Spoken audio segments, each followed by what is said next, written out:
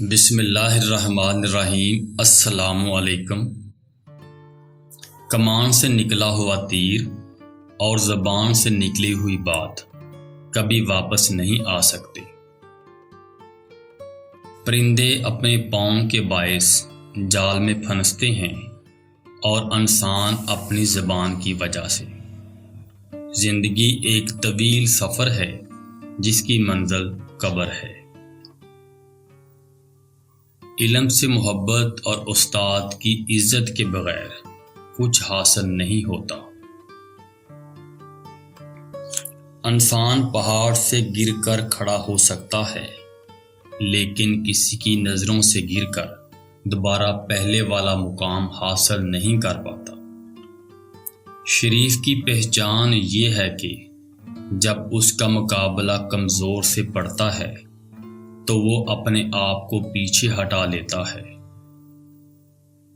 جب تم بڑوں کی مجلس میں بیٹھو ان سے کچھ سیکھو، اور جب تم چھوٹوں کی محفل میں بیٹھو ان کو کچھ سکھلاؤ۔ خوش رہنا چاہتے ہو تو دوسروں کو خوش رکھنے کی کوشش کرو۔ عزت کی سوکھی روٹی ذلت کے حلوے سے بہتر ہے۔ دوست بناؤ مگر اس کو اپنی راز کی بات نہ بتاؤ، ہو سکتا ہے کہ کل وہ تمہارا دشمن بن جائے۔ کسی کو برا مت کہو، ہر چہرہ کسی نہ کسی کا محبوب ہوتا ہے۔ دلی سکون خواہشات کو پورا ہونے میں نہیں بلکہ دلی خواہشات کو روکنے میں ہے۔ تمہارا دشمن خواہ مچھر سے بھی چھوٹا ہو مگر اس کو ہاتھی سے بھی بڑا جانو۔ دولت پر علم کو ترجیح حاصل ہے، کیونکہ علم سے دولت حاصل ہو سکتی ہے مگر دولت سے علم حاصل نہیں ہو سکتا۔ غریب وہ نہیں جس کے پاس دولت نہ ہو، بلکہ غریب وہ ہے جس کا کوئی دوست نہ ہو۔ بیوقوف کے گلے میں گینٹی باندھنے کی ضرورت نہیں بلکہ وہ خود ہی بہت جلد اپنے آپ کو واضح کر دے گا۔ اس شخص سے زیادہ کوئی بدبخت نہیں جو مصیبت کے وقت بھی اللہ سے رجوع نہ کرے۔